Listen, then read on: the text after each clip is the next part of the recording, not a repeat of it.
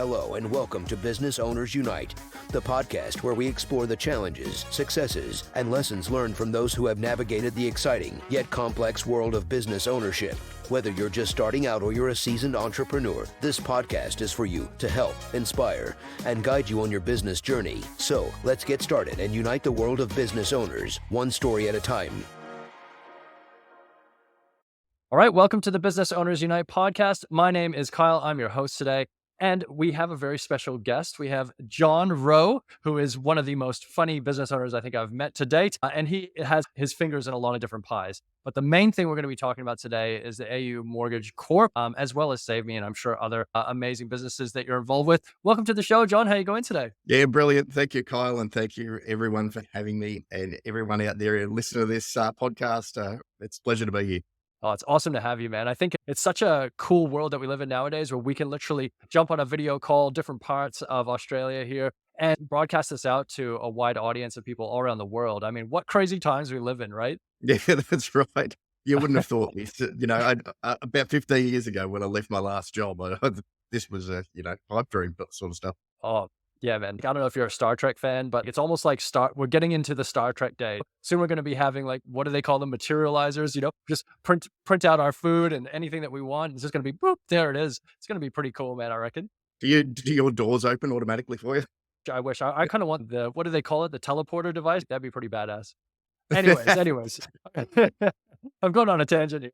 But Jon, just for those who don't know, your background story as well as I do, would you mind just giving us a quick rundown? Who are you? What do you do? We'll go from there. Yeah, sure. I've been in sales and marketing for around about 25 years. Went to university in Deakin University and then entered the workforce and hated every single day of being in the corporate life, which lasted about 11 or 12 years. I don't think my brain actually worked that way. And I was never into the politics and sucking up people's behinds and so forth. So I got out of corporate and pretty much did my own thing from about the age of 33. But my last job, I did enjoy my last job. I was working in Los Angeles, living in Santa Monica, and working in the video games industry. And working on that's so cool. Working on the WWE, the wrestling video game. Oh, so wow. What was the console that you're making that for, if you don't mind me asking? Or is it specific to a console? No, it was both the Xbox and PlayStation. Oh, wow. We did do a PC version of it once, but that flopped pretty quick. And we did the first and only ever Nintendo DS version. Oh, wow. That's awesome. I think we've talked about this maybe very briefly, but I'm very keen to hear more because I think that'd be the funnest job in the world, I imagine. Imagine it as a 12, 13-year-old me, bit of a nerd. My dad and I used to sit up at 10:50 it was on Channel 10 and watch the WWF.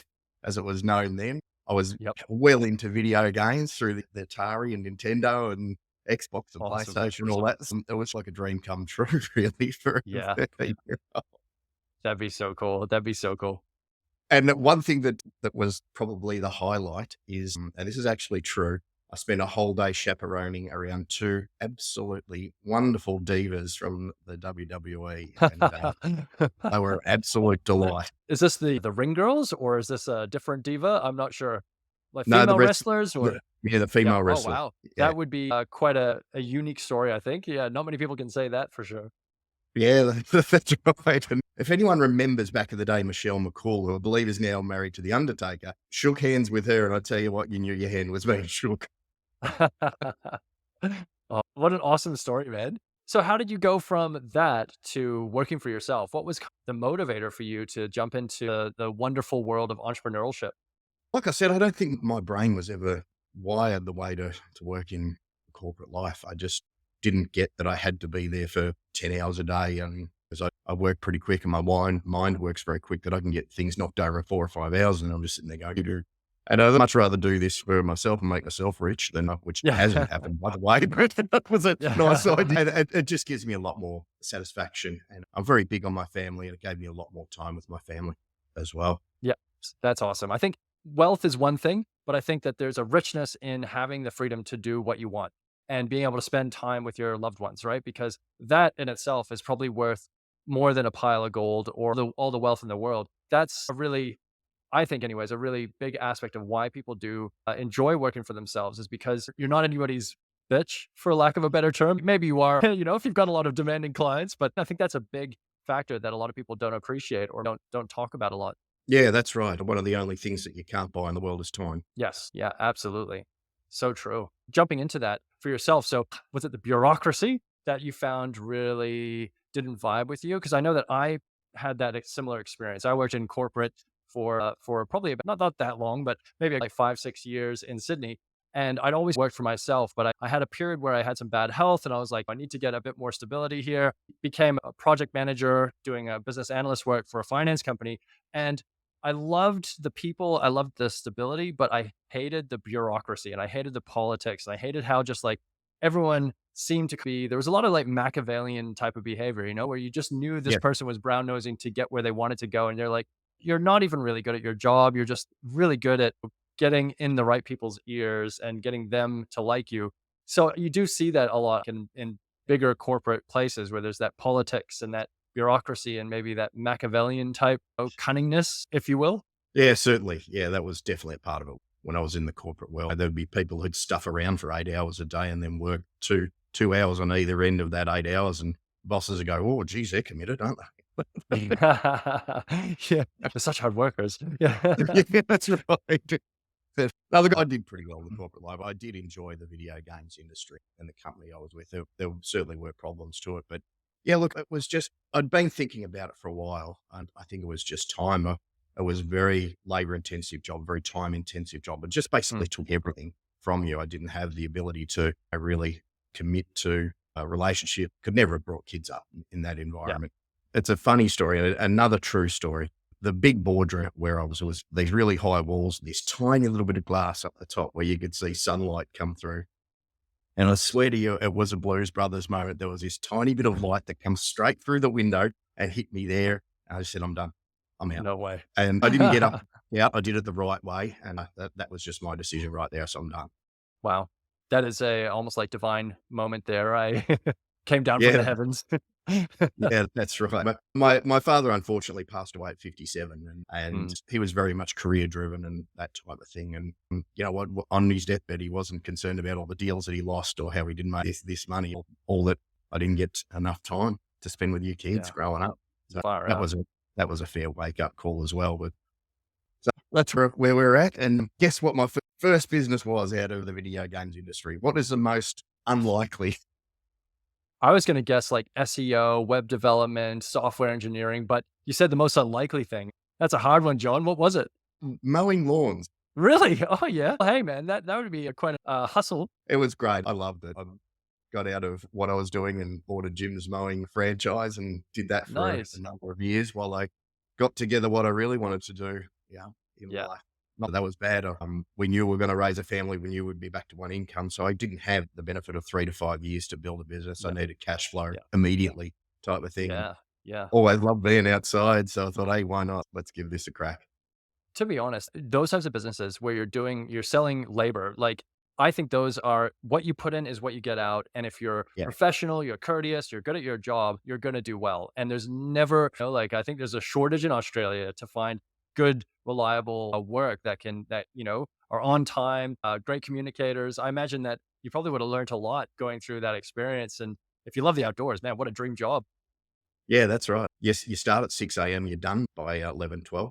You get out of the sun, get out of the heat. Rest of the especially in day, Queensland. rest of the day's yours. And I did learn a lot, but the number one thing was just turning up on time. Yeah. That was it. Just turn up on time and you're done. You're sold. Yeah. That's a great idea. Would you recommend to other people who might be listening, wanting to start their own business, would you say that franchising is a great first step if you can make that work? Because I imagine you would have learned a lot about running a business that would have been difficult to do on your own. Definitely, because the leads were there straight up. You didn't have to go out and sell. But to answer your question first, franchising is a huge mountain, a huge hurdle. A lot of unscrupulous people out there who start franchises and so forth. So do your research. Absolutely do your research. But Jim's Mowing, that was so well known around the country. It's got such a good reputation and with good reason. The systems there were awesome. And I was just working out the systems to suit you and to suit your lifestyle. I gave it up because I'm getting a bit older and the body started to say, no, mate, you're done. It is tough work. There's nothing like manual labor that makes you appreciate not doing manual labor. It's hard Yeah. work for sure. Yeah, Yeah, no, but not that's having to do actually, that sales and establish yourself, cut out yeah, that, as I was yeah. talking about, that 3 to 5 years on sort of growth period where you're sort of getting to know yourself and customers getting to know you. Yeah, totally. I think that I've had a few conversations now with other people on the podcast. And I think a commonality is that people will be good at something. They'll jump into starting their own business thinking that all they need to do is mow lawns, right? This is easy. And it's not. Like the sales and marketing is a big part of any business. And a lot of people don't realize how important it is to have a steady stream of marketing going out there to help generate leads, which then become sales opportunities that you need to sell to. And that Yeah. in itself is probably, if not the most important, definitely one of the most important aspects of running a business, because without sales coming in, you don't have a business, right? You essentially have a hobby. Yeah. Yeah, that's right. Look, that's huge. That's a big part of it. And that's where being part of a franchise model like Jim's is so good, because they look after a lot of that for you. But when you're Yeah. running your own show, I guess the two main lessons that I learned off franchises, like I said, be on time and do what you say you're going to do. And then, you're sorted. That is your marketing. That's a great rule for any business owner, I think. What you say you do, and show up on time. That's simple, man, but it works. Yeah, it's not rocket surgery, mate. And I've got a real thing about it now. I hate keeping people waiting. I turn up early and all. That's just a thing that I do now. But yeah, I moved on from that and moved back into marketing and started on digital marketing 15 years ago, 2008, when I left my last job. The thing of remote working didn't exist. It was like some future fantasy. Yeah. And I did Yeah. propose it Wouldn't that to be them. nice? Look, Yeah. I did propose it to them. Look, I want to move back to Australia. We want to start a family. Can I do it remotely? I was like, get out. Yeah. Here's your last paycheck, mate. Good luck to you. Damn. Fast forward 15 years and get COVID in, it could have been done. Yeah. Crazy. Crazy. Yeah. Different world now for sure. Yeah, that's right. It sure is. So that's when I got into digital marketing. We started making a lot more sense to be Yeah. able to do things Yeah. remotely and be part of an external marketing department for companies. Another thing that happened back in the 1990s and 2000s is they really loved their marketing team on site because they literally loved the bloody cunt. Yeah. Yep. Fair. Yeah. You put the squeeze on them. Not so much fun for the marketing guys, but definitely good to have an emotional punching bag there in the office, I guess. Yeah, that's right. So I guess you started doing the digital marketing. I know that from our conversation, you're an expert at the SEO side of. You're a fantastic marketer. So when did you start doing that? How did you go from mowing lawns through to starting your own marketing business? I guess I started with a couple of contacts that I had still in the gaming industry. They knew what I was capable of. Worked on a couple of projects, including a couple of eSports projects, a couple of cryptocurrency projects, and Oh, wow. it just moved on from there. Esports I didn't stick around too long in because I didn't see the benefit of it. I think we're still another 10, 20 years off that being as huge as it can, simply due to technology. But I do really love the cryptocurrency side, and that's more than a hobby for me as well. Wow. And that's Yeah, what awesome. kicked off. I think the Yeah. hardest part of being an entrepreneur is there's so many awesome things out there that you want to focus on. It's just you don't have enough time. So it's almost like you have to learn how to, unless you're Elon Musk, who can do pretty much everything and seem to succeed at it, it's very difficult to spread yourself that thin and still succeed. But it's, I think, part of the reason why you get into being your own business, like you wanting to try different things. You're able to see the opportunities and you're willing to take the risk of jumping into that, knowing that, look, if it doesn't work out, at least I've tried something that I'm passionate about, rather than sitting in a desk job that I'm not passionate about. It's not for everyone, but I do think that the risk reward benefit, like the rewards far outweigh the risks. If you do it smart, you don't bet your whole house on it. You can still try and fail and rebuild from there. It's not going to end, hopefully it's not going to end your entire life and the journey, man. You learn so much along the way of launching your own business, getting into new technologies like crypto or gaming or digital marketing, or even starting a franchise. All these things you probably learned so much along the way that you've taken into your business and what you're doing now. Yeah, absolutely. And what you said there is learning little bits along the way and learning by failing, really. I love Richard Branson's work. Me too. I read a lot of his books and listen to him a lot. And I just love his attitude to just have a go. But protect the downside. And there was never a moment where I put in a whole lot of money that was going to break me. It was let's dip the toe in. Let's spend a couple of grand, get this up and running. A little bit more for a Jim's Mowing franchise because you had to buy vehicles and so forth. But let's just try it. Yeah. And as you say, don't put yourself in a position where you're gonna be broke or lose your house or something like that, because that creates real problems. Yeah, definitely. I think I was listening to that was some massive billionaire. I can't remember who it was off the top of my head, but he was saying that most businesses fail because they're over leveraged and they hit tough times that they didn't predict, and the market changes or, something like that happens, or you're just getting yourself into a crazy amount of debt and then you can't service the debt. And that is a big one for businesses. If you can do things with the MVP approach, what's your minimum viable product? Get into the market and test it out quickly. Try to get your first clients fast and prove that you have a market fit. That's probably the best and smartest way to get things out there without betting the house and borrowing a huge amount of money, which can make things really put a lot of pressure on something before it's even had a chance to grow. Yeah, exactly right. Those pressures of having to pay debt off for a business are just horrible. And combine that with your personal debt that you've got to take. I think our generation and younger, we're going to have debt for a very long time. None of us are in the position to buy a house outright, not the way things have gone. If you do and you have, God bless you, all the power to you, but that's a very small part of it. So it's a beautiful segue into what I'm doing now, Kyle. Is perfect. Great. I was just about to ask. Australian Mortgage Corporation, which I've just started with a wonderful fellow named Gordon Kelly in the last few months. Fantastic. Tell us more about this, because I know that obviously, just like you said, many people are in debt right now. I think that we could probably have a whole conversation around this. I personally feel like we are debt slaves in a lot of ways to some ruling class out there that are enjoying all the benefits of our hard work, but that's for another day. I think that we all have either mortgages, we have business loans, we have car loans, we have credit cards, personal loans.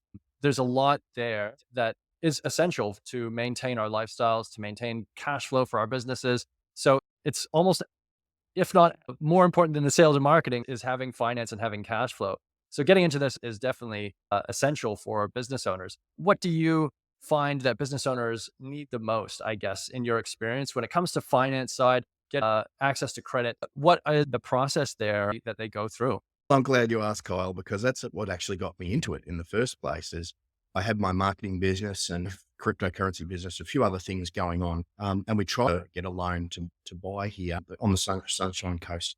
And we went to a second tier bank. I won't give away who it was, but it was one that was headquartered in Queensland. And we thought, they'll really look after the locals and all that type of stuff. And they just didn't understand small business. They just didn't understand that most small businesses, and if you don't have one, get one. Most small businesses have a good accountant, and on paper, you haven't made much. They just couldn't understand that. And they couldn't understand the assets that were involved, and the depreciation, the legal write-offs that you're able to do. So they just saw the bottom line figure and said, and it was all too much for them. And they just ended up just ignoring my income and using my wife's income to go for credit. And was like, that's not going to get us anywhere near what we want. So I was left really confused and really a bit upset about that. And then I met a guy down the Noosa Tigers Footy Club. Get down there if you're in the area and want to see some good AFL. Thanks. That's a plug for you guys if you're watching. Yeah. And he was a broker and been around a while, and he just went, yeah, no, I'll sort you out. Bang, sign this, done. And all of a sudden we're in our dream home in the Sunshine Coast. And I was like, it is. It's amazing. And I'm so happy. We're so wonderfully happy here. But I thought, geez, this gospel needs to be spread. Because how many people, how many people just don't have time to look around and don't have time to dig into it. And really, it's not their forte to go and look around. And so they immediately go to a bank. And when you've got your own ABN and your own business, more often than not, probably 9 times out of 10, rough figures that I've just made up, you're going to be knocked back because you own your own business and your profit level is nowhere near a salary, if you like. And so what they do is people who work for other people, they don't really cater to businesses. But there's so many lenders out there and so many wonderful brokers out there that can help you. And that's why I got involved doing what I'm doing. So not only if you've got an ABN that you can get finance for your own home, but to finance your business as well, all of the equipment that you need, all the debtor finance that you need, buying a car, et cetera, et cetera, et cetera. So that's why I got into it. 100%. Like it's so important. Like first and foremost, we all need somewhere to live. So Yeah. having the ability to get a mortgage to buy a home as a business owner is very important. And I've been fortunate enough to go through that process a few times. And each time it's been an absolute shit show. It is not easy. The amount of documentation they need is crazy. You get that to them, then the previous documents have expired. They need those updated. You're constantly going back. I swear it takes at least 6 months to get that paperwork, through to these banks because I don't know. They just, like you said, they just don't seem to like small business. They'd much rather you be an employee in a business and lend to you then. For a small business, you don't really have that luxury. You're doing the best that you can, and where you're at is where you're at. That process can Exactly. be really difficult to navigate, and even mortgage brokers don't like to touch that a lot of the time. They're like, oh, this is a bit of a headache. Having somebody like yourself who, firstly, has decades of business experience, and secondly, has been through that process themselves in terms of dealing with banks and being knocked back. That I think it's always the way I think as a business owner, you see a gap in the market and it's often a need that you Yes. have, then you're like, there must be other people out there who have been through this pain as well and need help. So I think that's a great use case for your business is that you needed it first. Yeah, that's right. And exactly right. Because my immediate thought was then, I'm not alone here, surely. Yes. Yeah, There's definitely not gotta be alone. other people. And as I've gotten Yeah. more and more into it, it is so common. It is just so common. Yeah. And so I've happened to meet up with Gordon Kelly, who's been in the industry about 25, 30 years himself. He's got the product knowledge to do all those little, okay, if we can't go that way, we've got plan B, B, C, D. Nice. It's a pretty powerful combination. Absolutely, as well, because you've got such great sales and marketing experience. You've got the digital marketing experience. Coming to the table with that level of experience and know-how, I think is really valuable for any business. Those are skills that you can plug into literally anything. If you understand the customer persona, you understand the problems and what they're going through, the customer journey, you should be able to be like, all right, here is how we can market our business. Here's how we can help sell to more customers, and here's how we can grow. So I think Gordon's amazing. I've met him as well. And I think you two would be a great comedy duo because you're both very funny gentlemen. I think I could see you guys working very well as a team as well in terms of the skills that you bring to the table. So if there's business owners who are listening and they're looking to get finance, how would you recommend they get started? Obviously, probably reaching out to you and Gordon. What's the process that they'd have to go through in order to refinance their house, or get a new home loan, get a business loan, etc.? Yeah, it's not all that difficult. As long as you've got your most recent tax returns done and filled out, and you've got some sort of decent revenue coming in there, most lenders will require you have the business at least 2 years. Mhm. And some lenders will say, if you've only had 6 months or a year in the business, show that you've had previous experience in that particular industry or something pretty Gotcha. close. And that's a clue Yeah. that not a lot of people know.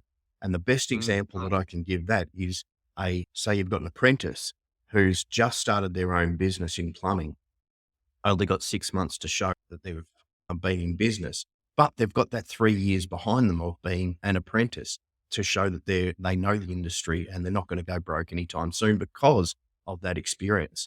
And lenders will take that. Yeah. That's good to Banks know. won't. Yeah.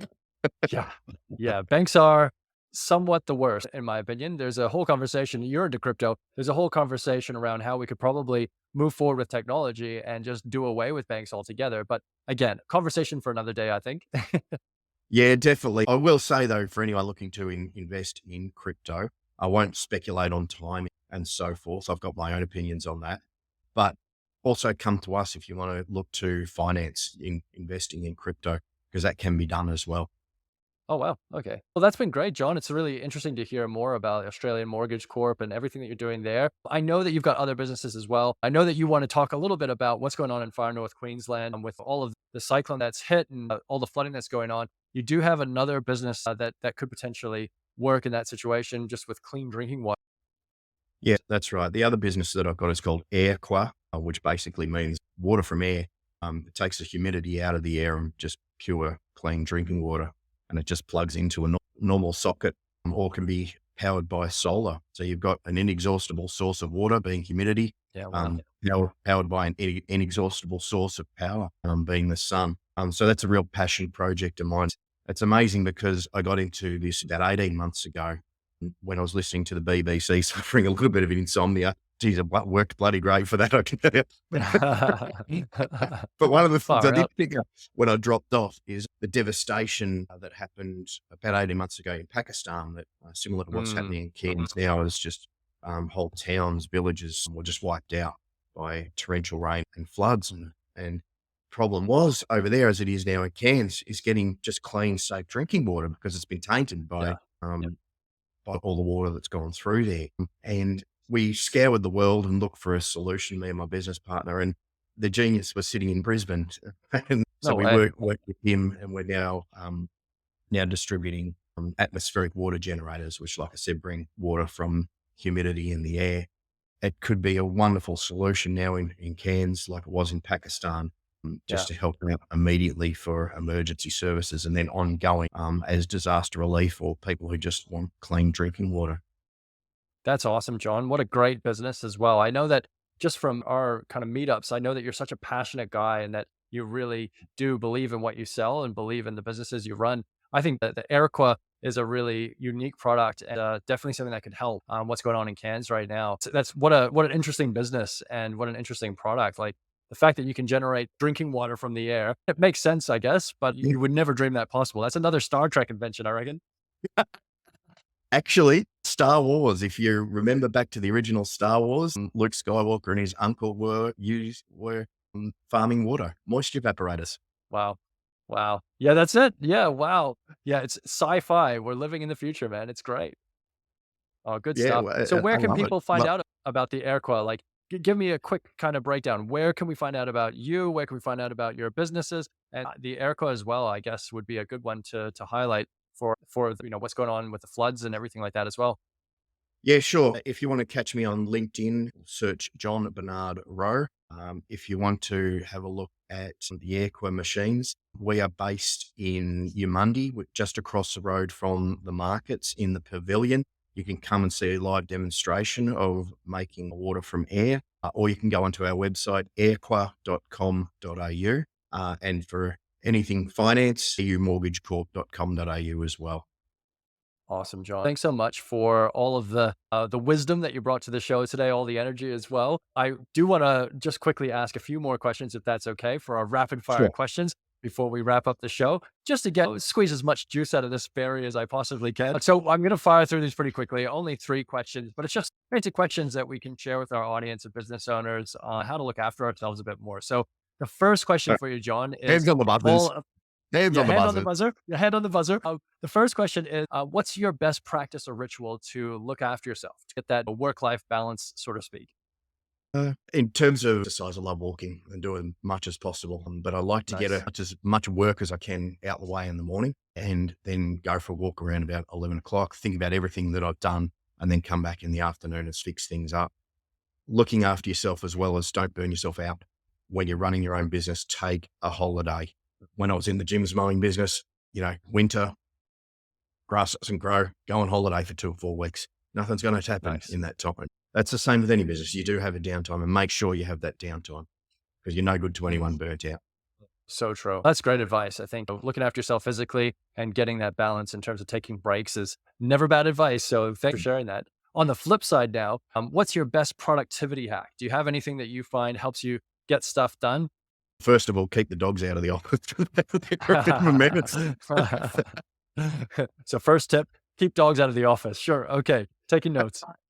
What I've really enjoyed using, and a lot of people have, it would be ChatGPT. Oh, so But good.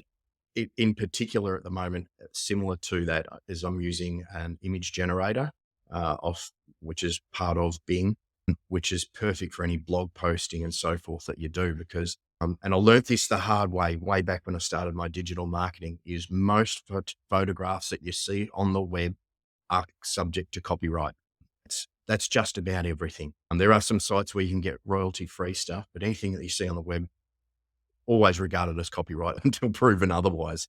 Yep. And so even just yesterday, my business partner sent me a photo about the Cairns floods, and I said, we can't use that. That's subject to copyright. So I got onto the AI image generator and use that because you can't be done for copyright for that. Yeah, wow. That's really good advice. So you can generate images on ChatGPT or Bing that you can use in your business. That is a really good productivity hack, man. I've actually been using it a little bit, but I'm finding that doesn't quite, I think it's my prompts, to be honest, for the images that I'm struggling with, but definitely like super powerful how you can use that for images too. That's Yeah, great. that's right. Good tip. Yeah. Yeah, the prompts is a key. There's no doubt about it. But it's just playing with the Mm. tool, isn't it, really, to find out what suits you best. The best one that I ever got was the first one that I did. I must send this out to you as well, was for my water business, was have a child drinking a glass of water in the desert. And it's beautiful. Absolutely beautiful picture. That's so cool. That is so cool. Awesome, man. Cheers for that. I'm definitely going to make sure that I add that to my productivity hacks. The last one for you, man, is there any apps or programs that you reckon you have to use in your business? Is there anything that you couldn't live without that you're using besides ChatGPT, of course? Besides ChatGPT. You can answer that one if you want, but Prior to such wonderful graphic programs coming out, as I couldn't do without Adobe, I reckon I'm almost at the stage of getting rid of that because there's so much wow. other great stuff out there. I- So that's a negative tip for you. Ditch your Adobe, which I'm about to. It's almost about $100 a month now. Wow. And if you're starting your own business or cash flow is a bit tight, there's so much free stuff out there that you can use. There's an Australian-based awesome. one that you might want to look up called Canva. I probably never heard of it, but that does some okay stuff, I'm told. Yeah, Canva's great. Yeah, we use it Yeah. daily, man. It's a great tool. That's been an awesome show today. I really appreciate you coming on and sharing all of the tips and tricks. We'll definitely encourage our audience to check out the great businesses. If you are a business owner, you're working for yourself, you're looking to buy a home, refinance. I know that right now the market is crazy and interest rates are through the roof. Definitely reach out to Jon. We'll include the link in the show notes below so that you can go check him out. As always, Jon, really appreciate your time. Thank you so much and looking forward to chatting with you again soon. Yeah, no problems. And again, big shout out to the people in Cairns doing it tough, or anyone with a small business doing it tough. Look after yourself. If you feel like you've got mental health problems, don't put it off. Go and see someone straight away. Good stuff. That's a great message to wrap up. Thanks again, Jon. And yeah, look after yourself. All right. Thank you all. Merry Christmas. Merry Christmas. Cheers, mate. And that brings us to the end of another episode of Business Owners Unite. Thank you for spending this time with us and being a part of our growing community of entrepreneurs. If you liked what you heard, please show your support by subscribing and leaving a review on your platform of choice. Your feedback helps us grow and continue to bring you valuable content. Remember, your business journey is unique, and we're here to support you every step of the way. Stay tuned for more inspiring stories in our upcoming episodes.